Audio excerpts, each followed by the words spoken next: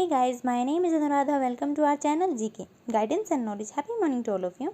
आज हम डिस्कस करने वाले हैं जीएस पेपर 1 के बारे में। उसके बारे में हम जानेंगे उसके अंदर जो मेडिवल हिस्ट्री से क्वेश्चन पूछा जा सकता है कि डिक्लाइन ऑफ मुगल एम्पायर, उसके बारे में। ये मुगल एम्पायर है वो कोलैप्स कैसे किया। और आप यहाँ पे देख सकते हैं ताजमहल की पिक्चर। ये मुगल एम्पायर में से मुझे पर्सनली बहुत ही ज़्यादा पसंद है, मेरा फेवरेट है। और इसके बारे में आप बता सकते हैं कुछ बातें या फिर कुछ जान लेते हैं। बताना तो आपको कुछ हो रही है। इसके बारे में जानने के लिए बात ये है, ये 1631 टू 1648 के बीच में तैयार किया गया था और इसका ऑर्डर दिया गया था शाहजहाँ के द्वारा। किसकी मेमोरी में? वो अपनी जो फेवरेट वाइफ है मुमताज़ महल, उनकी डेथ के बाद में उनके लिए बनाया गया है ये। तो आप बता सकते हैं कि इसके अंदर आपने किसने विज़िट किया है, इसके अंदर किसने विज़िट किया है और कौन विज़िट करना चाहता है। मैं पर्सनली बहुत ज़्यादा चाहती हूँ कि इसके अंदर विज़िट करूँ। आज तक सिर्फ पिक्चर्स में देखा है। तो चलिए देखते हैं किस्मत कहाँ तक ले जाती है। आज का हमारा क्वेश्चन है, हमें रीजंस बताने हैं जो रिस्पॉन्सिबल हैं मुगल एम्पायर के डिक्लाइन करने के इंडिया के अंदर। इसको हमें डिस्कस करना है।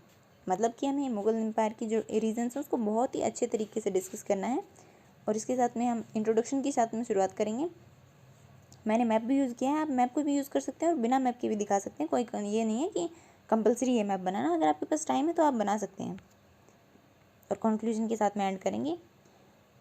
देख लेते हैं, यहाँ पे आप देख रहे हैं येलो कलर के अंदर जो एरिया कवर है ये सारा अकबर के द्वारा ऐड किया गया है, जबकि ये ऑरेंज कलर वाला एरिया है औरंगजेब के द्वारा किया गया है।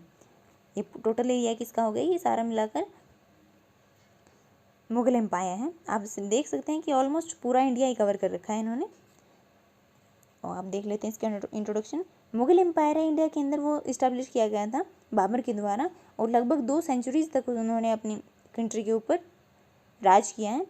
और 18th सेंचुरी है उसने जो मुगल एम्पायर है उसका डिक्लाइन शुरू हो गया था, उसके अंदर दिखने को मिला था औरंगजेब की डेथ के बाद में, जो कि हुई थी 1707 के अंदर। उसकी मौत के बाद में पावरफुल रूलर नहीं देखने को मिला और उसकी वजह से अगर सक्सेसर ही पावरफुल नहीं होगा तो एम्पायर तो वीक होना ही है। और इसकी वजह से ये डिक्लाइन फेज के अंदर चला गया, कुछ औरंगजेब की वजह से और कुछ उसकी पॉलिसीज़ की वजह से भी। तो हम उनको देख लेते हैं कॉजेज़ क्या हैं इसके पीछे।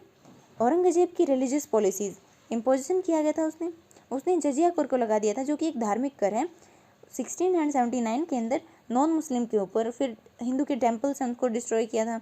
फिर उनके ऊपर हिंदूज़ के ऊपर रिस्ट्रिक्शंस लगा दी थी कि वो कोई भी पॉलिटिकल डिबेट नहीं करेंगे, जिसकी वजह से राजपूत हैं, मराठा हैं, सिख हैं, जाट हैं, उनके अंदर डिसकंटेंट फैल गया था और बाद में ये रिवोल्ट का रूप में सामने आया। फिर डेक्कन एक्सपीडिशन है, औरंगजेब है उसने डेक्कन के ऊपर कब्जा करने में कम से कम 27 साल लगा दिए और उसकी वजह से डिजेनरेशन देखने को मिला। जो एडमिनिस्ट्रेशन है दिल्ली का उसके अंदर का, क्योंकि वहाँ पे नोबल्स और मिनिस्टर हैं, उन्होंने उसके एब्सेंस में सबको प्रताड़ित करना शुरू कर दिया।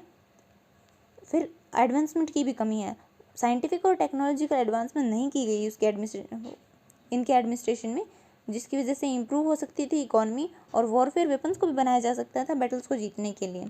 इसकी कमी देखने को मिली। नेवल सिक्योरिटी भी नहीं दी गई, क्योंकि नेवी एक बहुत ही खास हिस्सा होता है हमारी कंट्री को सेफगार्ड करने में, उसके ऊपर भी इन्होंने कुछ खास फोकस नहीं किया और उसकी वजह से हम ट्रेड को भी बढ़ा सकते थे, उसको भी ये नहीं कर पाए, उस अपॉर्चुनिटी को भी ग्रैब नहीं कर पाए। फिर है जागीरदारी क्राइसिस, ये भी देखने को मिला। फाइनेंशियल स्टेबिलिटी नहीं रही, किसकी वजह से? जो मुगल फेज़ है उसके अंदर जो जागीरदारी और मनसबदारी क्राइसिस देखने को मिला, क्योंकि उनकी पावर्स और इन्फ्लुएंस दोनों ही बढ़ गया था। फिर जागीरदारी और मनसबदारी क्या होती है? ये वो होती है इसके अंदर कुछ ज़मींदार को पावर्स दे दी जाती हैं कि वो कलेक्ट करेंगे टैक्स, जो नीचे काम करते हैं फार्मर्स उनसे, और फिर उसे जमा करवाएंगे आगे अथॉरिटी के पास में, और फिर वो एक राज्य के खजाने में चला जाएगा और फिर उसे यूज़ किया जाएगा। तो फाइनेंशियल स्टेबिलिटी ऐसे ही बनी रहती थी पहले टाइम पे, जैसे कि हम आज टैक्स पे करते हैं वैसे ही पहले भी पे किया जाता था। फिर रीजनल स्टेट्स हैं उनका भी राइज देखने को मिला, जैसे कि हैदराबाद है, बंगाल है, अवध है, वो सेमी ऑटोनोमस बर्ड्स की तरह, जिसकी वजह से मुगल एम्पायर का डिसेंट्रलाइजेशन हो गया, पावर्स हैं वो बट गई अलग अलग। एब्सेंस देखने को मिली डेफिनेट लॉ ऑफ सक्सेशन, कोई भी ऐसा रूलर नहीं देखने को मिला जो कि अच्छे से काम कर सके और इस मुगल एम्पायर को बढ़ा सके आगे। मुगल के अंदर सक्सेशन के लिए, मतलब कि गद्दी के लिए काफ़ी सारी ब्रूटल वॉर्स लड़ी गई और उसकी औरंगजेब की डेथ के बाद मिनिस्टर्स और नोबल्स हैं, उन्होंने जो वीकेस्ट सन हैं उनको ही रूलिंग के ऊपर लगाया ताकि वो अपनी विशेष के हिसाब से राज्य को चला सकें। उसका कुछ एग्जाम्पल देख सकते हैं हम, ये 2 नोबल्स हैं उनके बारे में देख लेते हैं। सैयद ब्रदर्स हैं और इफ्तिकार खान हैं, यहाँ पे एग्जाम्पल भी दे सकते हैं। एब्सेंशियल इन्वेजन देखने को मिला, मतलब कि जब एक राजा कहीं पर वॉर करने गया हुआ और पीछे से उसके एब्सेंस में वहाँ पे लड़ाई छेड़ दी जाए।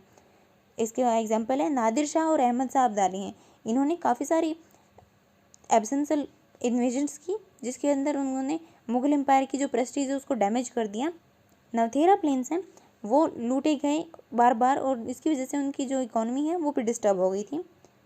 फिर यूरोपियन का एडवेंट देखने को मिला। यूरोपियन टेक्नोलॉजी, पॉलिसीज़, पॉलिटिक्स और ट्रेड स्ट्रेटजीज़ हैं, उन्होंने हमारी जो मुगल्स की अथॉरिटी है उसको अंडरमाइन कर दिया।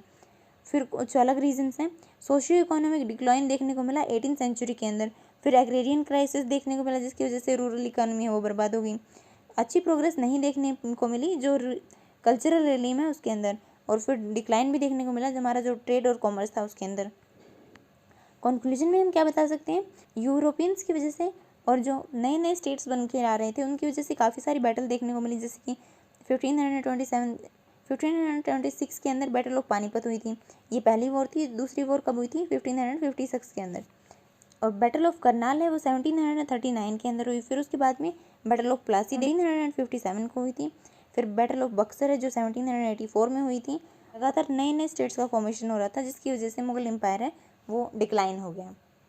और आप इसके अंदर क्या ऐड करना चाहते हैं, कुछ और पॉइंट्स हो सकते हैं इसके अंदर ऐड करने के लिए, तो उसको आप कमेंट सेक्शन के अंदर मेंशन कर सकते हैं।